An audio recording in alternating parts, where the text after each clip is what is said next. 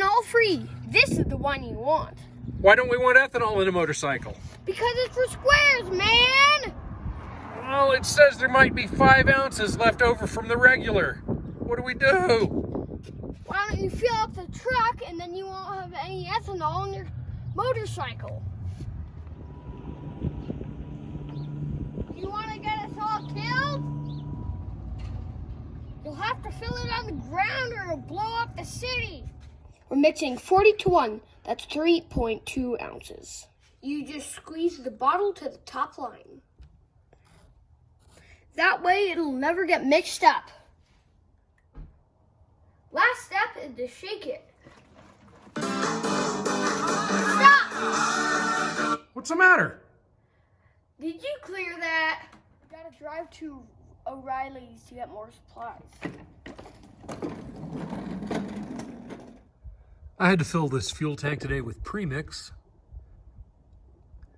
This is an old 2-stroke that there is no oil crankcase. The only oil that those pistons ever see is blended into the gasoline at about a 40 to 1 ratio.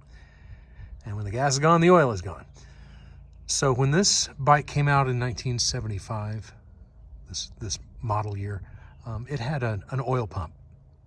And that would make life easier. And it would also adjust the amount of oil depending on RPM. That helps with smoke and with performance. This particular bike that I bought, the owner was opposed to oil pumps on religious grounds. He disconnected it because if it fails or if you forget to fill it, that engine will seize. So his philosophy was if you always run on premix, even if you run out of gas, you won't hurt the bike. I don't know where I stand on that. It's very controversial because it is relying on a 50-year-old oil pump to keep the engine from seizing.